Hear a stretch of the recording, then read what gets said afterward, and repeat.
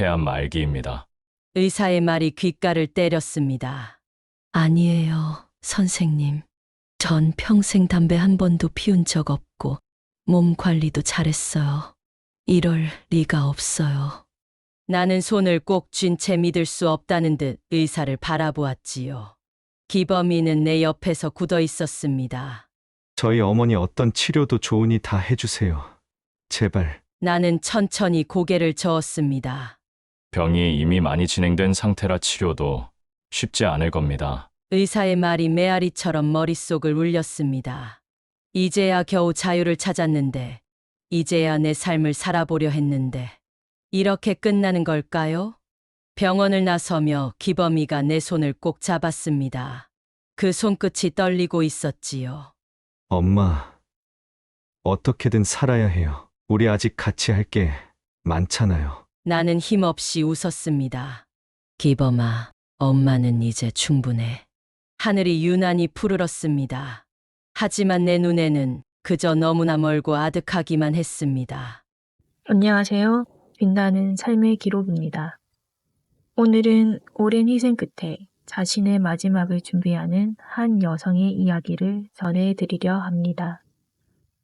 가족을 위해 평생을 바쳤지만 정작 자신의 삶을 돌아볼 겨를조차 없었던 그녀. 남편의 간병까지 마치며 이제야 겨우 숨을 돌릴 수 있겠다 싶었던 순간 폐암 말기라는 가혹한 현실이 그녀를 덮칩니다. 그녀는 남은 삶을 어떻게 맞이하게 될까요? 자신을 위해 살아보지도 못한 그녀가 마지막 선택 앞에서 어떤 결정을 내리게 될까요? 그리고 그녀를 지켜보는 가족들은 어떤 마음으로 그녀를 보내야 할까요? 이야기의 끝을 함께 해주세요. 좋아요, 알림 설정, 그리고 구독은 저에게 큰 힘이 됩니다. 그럼 오늘의 이야기 시작하겠습니다. 내 이름은 박순이, 올해로 75이에요. 누군가 내 인생을 물으면 기구한 삶이었다고 말할 거예요. 나는 가난한 집의 마지로 태어났어요. 어릴 때부터 동생들을 먹이고 돌보며 살았죠. 15살 차이 나는 남편에게 시집 가면서부터는 또 다른 삶의 고난이 시작됐어요. 술만 마시면 폭력을 휘두르는 남편. 그런 남편을 감싸고 나를 구박하기 바빴던 시어머니. 사랑 없는 결혼이었고 나는 살아남기 위해 버텼어요. 내 배에서 난 자식은 없었어요. 하지만 남편이 전처에게서 낳은 두 아들과 딸을 내 새끼처럼 키웠어요. 서로를 의지하며 그렇게 셋이서 살아왔어요. 남들은 내 인생을 듣고 다들 안타까워했어요. 하지만 나는 그저 살아냈을 뿐이에요. 누구보다도 열심히, 누구보다도 치열하게 살았어요.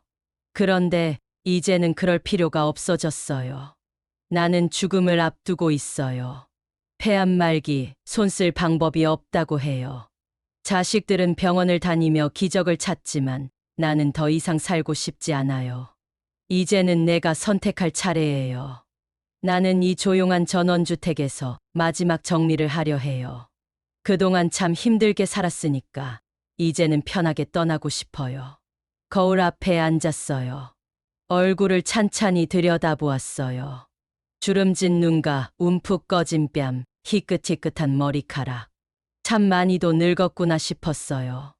예전에는 거울을 볼 때마다 이 주름이 또 늘었네 하며 한숨을 쉬곤 했는데 이제는 그런 생각조차 들지 않아요. 병원에서는 항암 치료를 권했지만 나는 거절했어요. 이제 다 됐어. 그 말이 나오는데 마음이 너무나도 홀가분했어요. 더 이상 살기 위해 애쓰고 싶지 않았어요. 남은 시간을 어떻게 보낼지는 내가 결정할 거니까요. 나는 작은 전원주택으로 왔어요. 아들네가 가까이에 있어서 필요하면 언제든 올 수 있는 거리예요. 이곳에서 조용히 살아온 삶을 정리할 생각이에요. 그날도 아들이 찾아왔어요. 얼굴이 잔뜩 굳어 있었어요.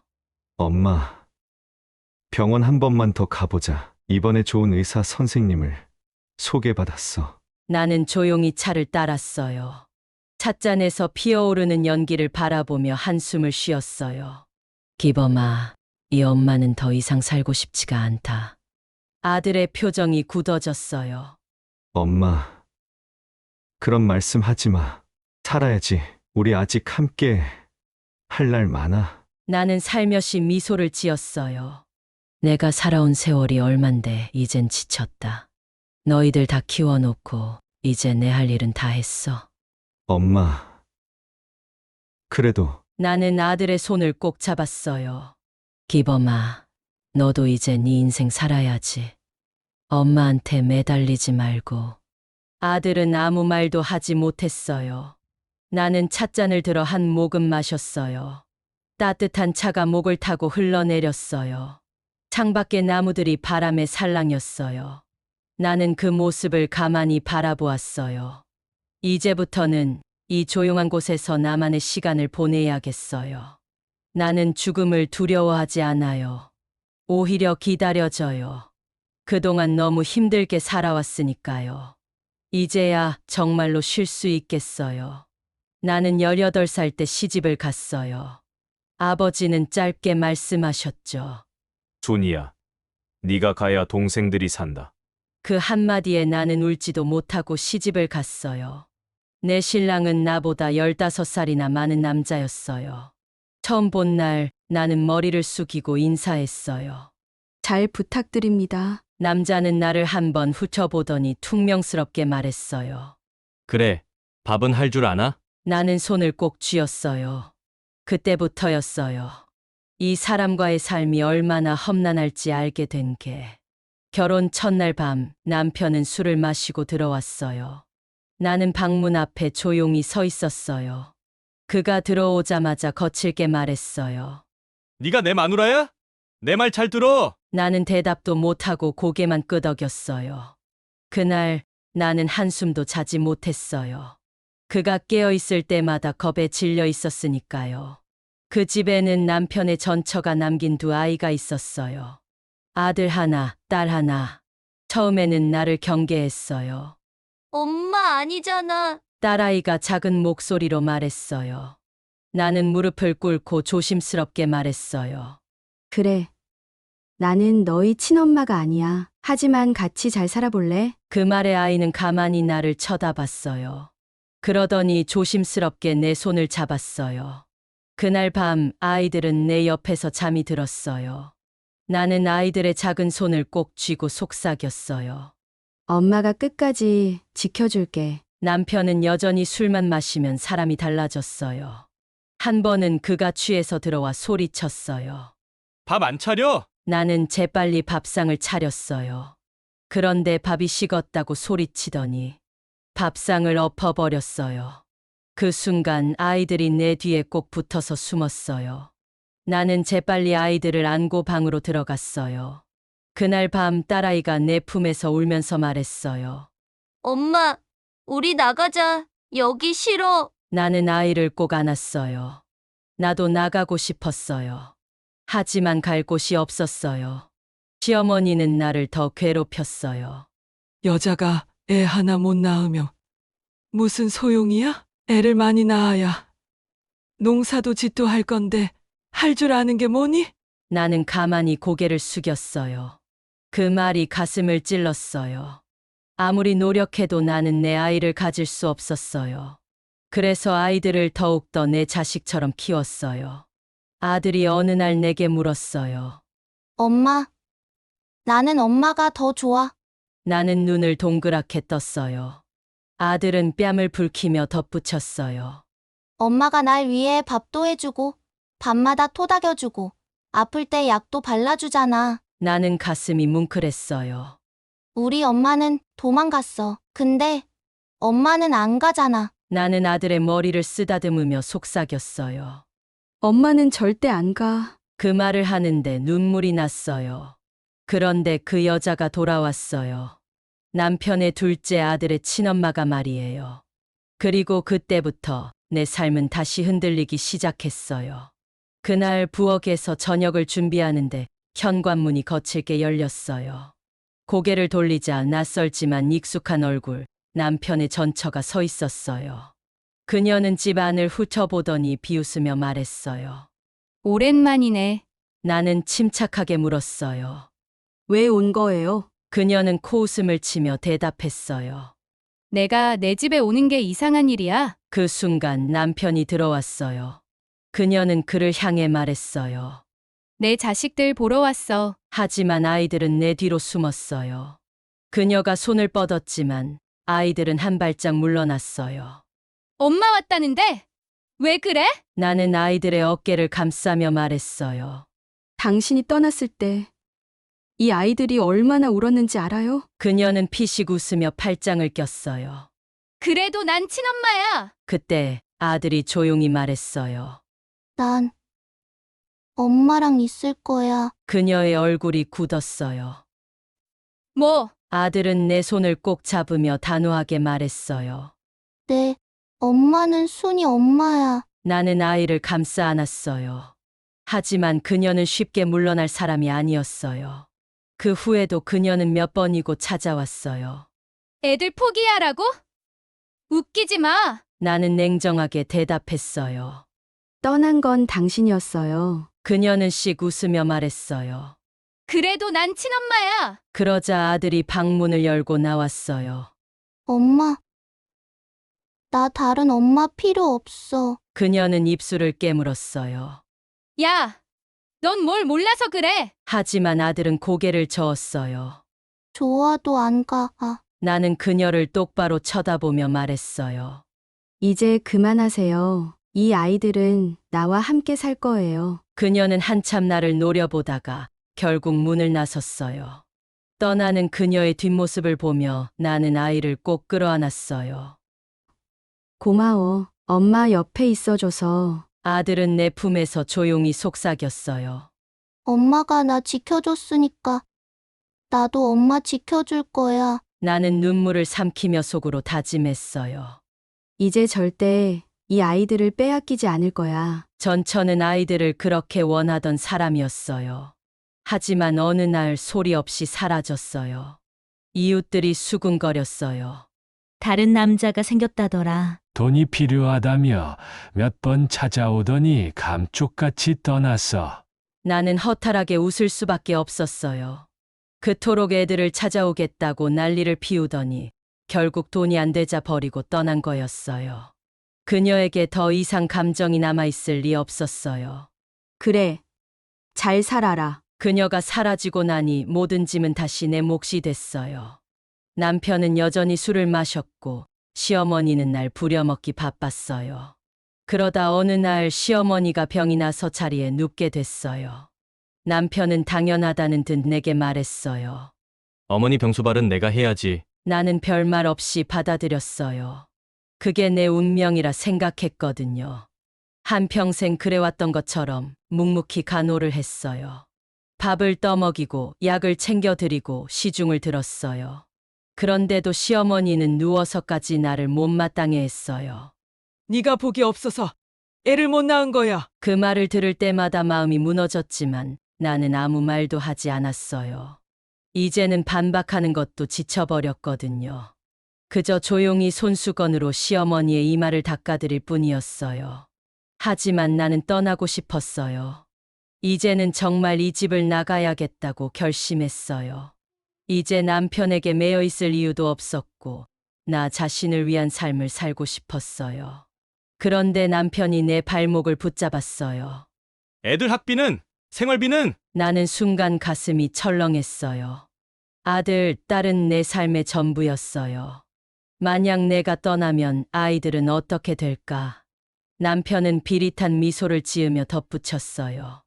네가 나가면 애들 공부는 누가 시킬 건데? 나는 아무 말도 하지 못했어요. 그 말이 나를 묶어버렸어요. 나는 또다시 발이 묶였어요. 그렇게 나는 몇 년을 더 버텼어요. 아이들은 점점 자라 대학에 갔어요. 나는 학비를 마련하느라 새벽부터 밤까지 일했어요. 쉴 틈 없이 일하고 또 일했어요. 그런데도 남편은 변하지 않았어요. 어느 날 아이들이 내 손을 잡았어요. 엄마, 이제 그만해. 나는 순간 어리둥절했어요. 뭘? 딸이 단호하게 말했어요. 이제 아빠 곁을 떠나. 나는 손을 꼭 쥐었어요. 그제야 깨달았어요. 이제는 내가 희생하지 않아도 된다는 걸. 내가 지켜야 했던 아이들은 이제 나를 지켜줄 만큼 자랐어요. 그렇게 나는 남편을 두고 떠나기로 했어요. 마지막으로 남편을 바라봤어요. 그는 이제 늙었어요. 한때는 나를 위협하던 거친 남자였지만 이제는 힘도 없이 초라한 모습이었어요. 술에 절어 살던 그도 이제는 술 마실 기운조차 없는 사람이 되어 있었어요. 나는 조용히 문을 나섰어요. 이제는 정말로 나를 위해 살아야 할 때니까. 남편과의 인연은 거기서 끝이었어야 했어요. 나는 그를 두고 떠났고 새로운 삶을 시작하려 했어요. 아이들도 장성했고 이제는 나 자신을 위해 살아야 한다고 믿었어요. 하지만 인생은 내가 원하는 대로 흘러가지 않더라고요. 어느 날 기범이에게서 전화가 걸려왔어요. 조심스러운 목소리였어요. 엄마 아빠가 좀 이상해요. 나는 순간 가슴이 철렁했어요. 무슨 소리야? 요즘 정신이 오락가락해요. 처음엔 그냥 술 때문인가 했는데 저를 못 알아보더라고요. 나는 말없이 수화기를 꼭 쥐었어요. 남편이 늙어가고 있다는 건 알고 있었지만 이렇게까지 될 줄은 몰랐어요. 병원에서 치매 초기라고 했어요. 나는 한참을 말없이 있었어요. 이제 와서 내가 뭘 할 수 있을까 싶었어요. 이미 떠나온 삶인데 다시 돌아가야 하는 걸까? 엄마, 그래도 아빠잖아요. 나는 조용히 눈을 감았어요. 미워도 원망해도 한때는 함께 살았던 사람인데 그렇게 나는 다시 그 집으로 돌아가게 되었어요. 집 안은 오래된 먼지 냄새로 가득했어요. 거실에는 남편이 앉아 있었어요.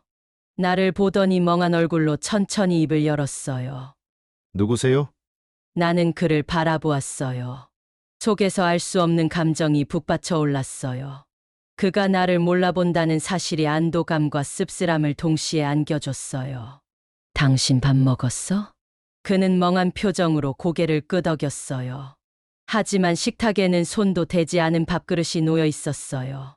나는 말없이 국을 데웠어요. 숟가락을 들어 그의 입에 가져갔어요. 그는 나를 한참 보더니 천천히 삼켰어요. 당신 누구세요? 나는 조용히 숟가락을 내려놓았어요. 아무 말도 하지 않았어요. 그저 조용히 그가 밥을 다 먹을 때까지 숟가락을 들어 올렸어요. 그렇게 나는 다시 남편 곁을 지키게 되었어요. 하루에도 몇 번씩 같은 질문을 반복했어요. 당신 밥 먹었어? 이제 그만 누워. 허리 다쳐. 이건 기범이야. 우리 아들. 하지만 남편은 기억하지 못했어요. 기억하려 하지도 않았어요. 나는 그가 남긴 숱한 상처들을 떠올렸어요. 술에 취해 던졌던 밥상, 몸에 남은 멍 자국들, 그 모든 시간을 견디게 해준 아이들.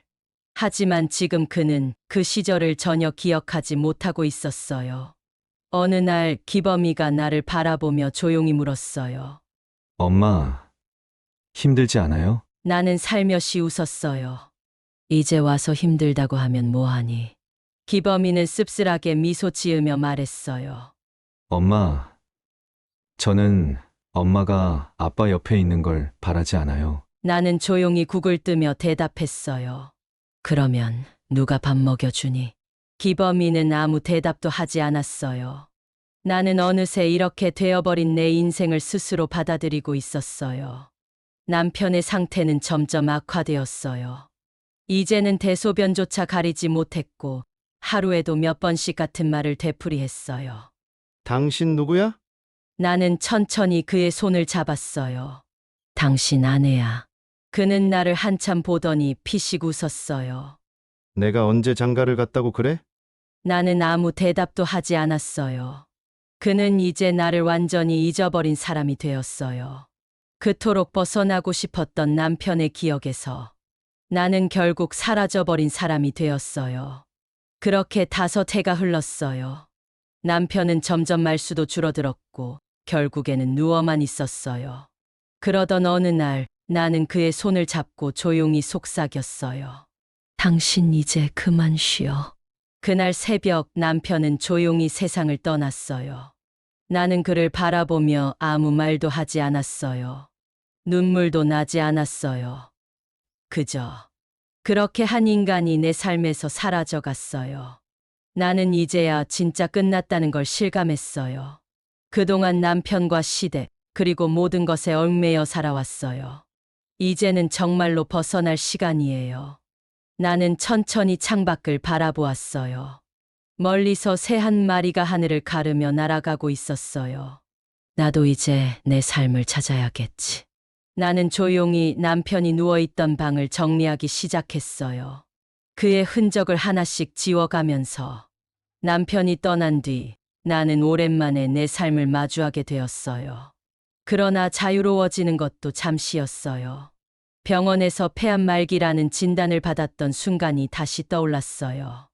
어느 날 기침이 멈추지 않았어요.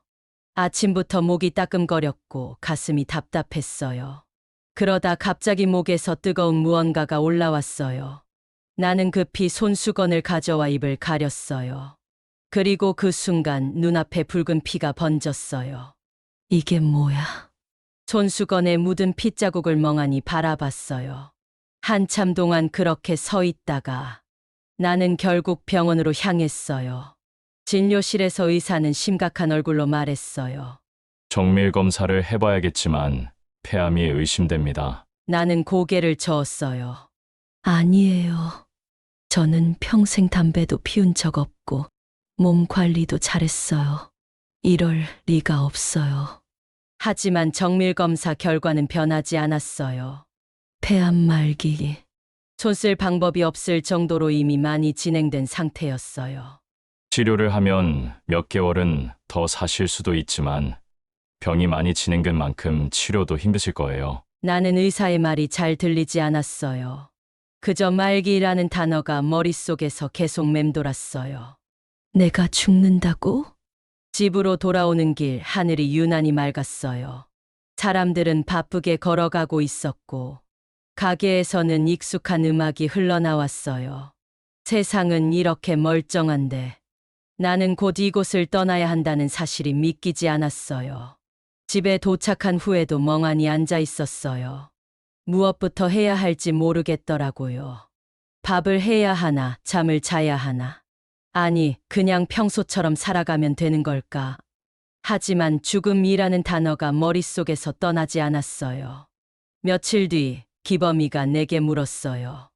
엄마, 병원에서 뭐래요? 나는 애써 태연한 척 웃었어요. 그냥 기침이 오래가서 그러는 거래.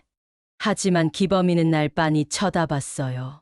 내가 거짓말을 한다는 걸 아는 눈빛이었어요.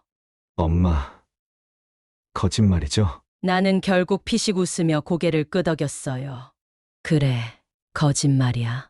그리고 조용히 말했어요. 엄마, 폐암 말기래. 기범이는 한동안 아무 말도 하지 못했어요. 눈을 크게 뜨고 입술을 달싹이며 나를 바라봤어요. 말기요? 나는 고개를 끄덕였어요. 병원에서는 치료를 권하더라. 근데 엄마는 그냥 이렇게 살다 가고 싶어. 기범이의 얼굴이 일그러졌어요. 엄마, 말이 되는 소리를 해야죠. 치료하면 더 살 수 있다면서요. 나는 그의 손을 조용히 잡았어요. 기범아, 엄마 이제 충분히 살았어. 아니에요, 엄마. 아직 더 살아야죠. 우리 같이 여행도 가고 맛있는 것도 먹고 아직 할 게 많잖아요. 나는 살며시 웃었어요. 그래서 엄마가 치료받으면 아프지 않고 다 할 수 있을 것 같아? 기범이는 아무 말도 하지 못했어요. 나는 그의 손을 꼭 쥐며 말했어요. 엄마는 남은 시간 병원 침대에 누워있는 대신 그냥 평범하게 살다 가고 싶어. 기범이는 눈물을 꾹 참으며 고개를 저었어요. 엄마, 너무 이기적인 거 아니에요? 남아있는 사람들은 어떻게 하라고요? 나는 가만히 그의 손을 쓰다듬었어요. 기범아, 엄마는 떠나도 괜찮아. 너희가 잘 살아갈 거란 걸 아니까. 아들은 끝내 아무 말도 하지 못했어요. 그날 밤 나는 창밖을 바라보며 조용히 중얼거렸어요. 나는 이제 얼마나 남았을까? 죽음이 눈앞에 다가왔다는 게 실감이 나지 않았어요. 하지만 분명한 건 나는 이제 죽음을 준비해야 한다는 거였어요. 나는 천천히 방 안을 둘러봤어요. 오래된 장롱, 손때 묻은 거울, 그리고 창가에 놓인 작은 화분. 이 모든 것이 곧 나 없이 남겨질 거라고 생각하니 가슴이 먹먹해졌어요. 나는 문득 거울 속 내 모습을 바라봤어요. 주름진 얼굴, 퀭한 눈과 희끗희끗한 머리카락. 손을 뻗어 거울을 만져보다가 그만 눈물이 쏟아지고 말았어요. 왜 내 마지막은 이렇게도 가혹할까? 나는 어린 나이에 시집와 남편과 시댁의 폭력과 핍박을 견뎠어요. 시어머니와 남편의 병수발까지 했어요. 아이들 키우느라 한평생 고생만 했어요. 그런데 이제서야 조금 살아보겠다고 했는데 내게 돌아온 건 폐암 말기라니. 전생에 무슨 큰 죄를 지었던 걸까? 나는 베개에 얼굴을 묻고 소리 없이 울었어요. 이제 그만 편해지고 싶었어요. 그런데도 운명은 끝까지 나를 가만두지 않는구나 싶었어요. 눈물이 베개를 적셔갔어요. 나는 한참을 그렇게 혼자 서러워하며 울었어요. 마지막이 다가오고 있다는 걸 실감할수록 나는 이 죽음을 어떻게 받아들여야 할지 고민하게 되었어요. 나는 항암 치료를 받지 않기로 했어요. 병원 침대에 누워있는 대신 이 집에서 마지막을 맞이하기로요. 그렇다고 고통이 덜한 건 아니었어요. 날이 갈수록 숨이 가빠지고 기침이 심해졌어요. 잠을 자다가도 갑자기 숨이 막혀 눈을 뜨곤 했어요.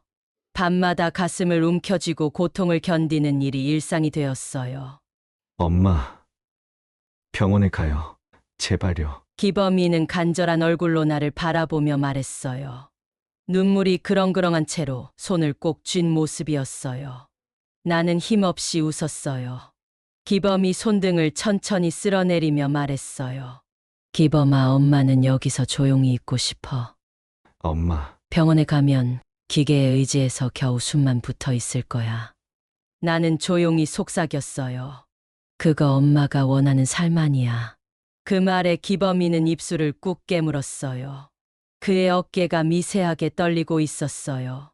나는 천천히 그의 손을 꼭 잡았어요. 엄마가 이만하면 오래 살았지. 하지만 사실 나는 억울했어요. 이제야 겨우 자유를 찾았는데, 겨우 숨을 돌릴 수 있었는데, 삶은 나에게 끝까지 가혹했어요. 나는 밤마다 혼자 창밖을 바라봤어요. 깊은 밤 달빛이 스며든 창가에서 나는 혼잣말을 하곤 했어요. 왜 내 인생은 이렇게 끝나야 하는 거야? 한평생을 참고 견디고 온몸이 부서져라 살았는데 이제야 비로소 내 삶을 살아보겠다고 다짐했는데 왜 내 마지막까지 이렇게 아파야 하냐고. 나는 하늘을 원망했어요. 하지만 하늘은 아무런 대답도 없었어요. 눈물이 흘렀지만 닦을 힘조차 없었어요. 기범이와 딸아이는 내 옆에서 밤을 지새우곤 했어요. 가끔 내가 너무 고통스러워할 때면 아이들은 방 밖으로 나가 몰래 울었어요.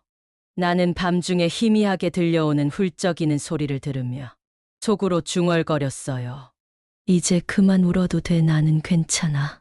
하지만 아이들은 끝까지 내 손을 놓지 않았어요. 나는 그런 아이들을 바라보며 이 아이들에게 또 다른 짐을 지우는 건 아닐까 걱정됐어요. 어느 날 나는 방 안을 둘러봤어요. 이 집에서 함께 웃고 울고 살아온 세월이 스쳐 지나갔어요. 손때 묻은 앨범을 펼쳐보며 하나하나 추억을 되새겼어요. 이때는 기범이가 처음으로 내게 엄마라고 불러줬던 날이었지. 이때는 딸아이랑 시장 가서 한참 웃었던 날이네. 나는 한 장 한 장 사진을 넘기며 내가 정말 치열하게 살았다는 걸 다시금 실감했어요. 이 사진 속에 나는 힘들어도 웃고 있었어요. 그때 기범이가 조용히 다가와 내 옆에 앉았어요. 그리고 작은 목소리로 말했어요. 엄마 이제 편히 쉬어요. 나는 그 말을 듣고 처음으로 마음이 놓였어요. 이 아이들이 이제는 엄마 없이도 잘 살아갈 수 있겠구나. 나는 살며시 미소를 지으며 기범이의 손을 꼭 쥐었어요. 그래, 이제는 나도 쉬어야지. 그렇게 나는 마지막 인사를 준비하기 시작했어요.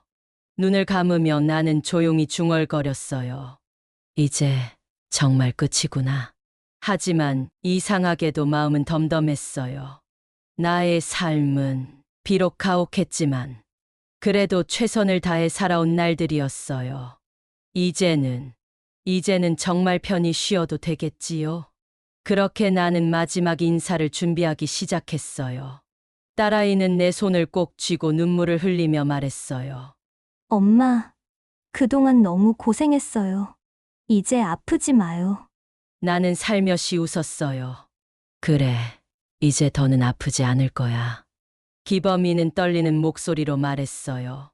엄마, 우리 잘 살 거예요. 엄마가 걱정 안 하게, 엄마가 바랐던 것처럼 서로 의지하면서 잘 살아갈게요. 나는 힘겹게 고개를 끄덕였어요. 그래, 엄마는 그거면 됐다.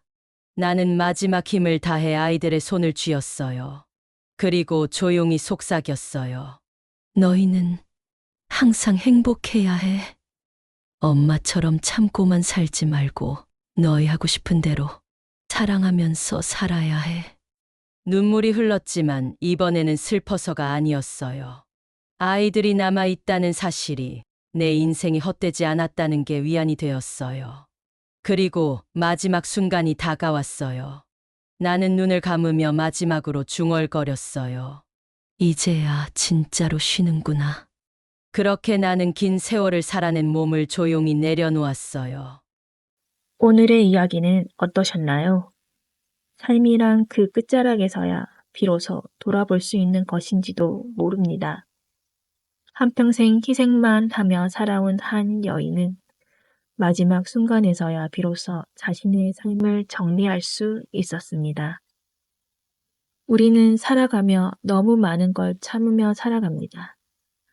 우리의 삶이 얼마나 소중한 것인지 잊고 살기도 하지요. 지금 여러분은 어떤 삶을 살고 계신가요? 혹시 자신을 잊고 살고 있지는 않나요? 오늘의 이야기가 여러분께 작은 깨달음이 되길 바랍니다. 그리고 사랑하는 이들에게 마음을 전하는 하루가 되길 바랍니다. 좋아요, 알림 설정, 그리고 구독은 더 많은 이야기를 전하는 데 큰 힘이 됩니다. 오늘도 함께 해주셔서 감사합니다.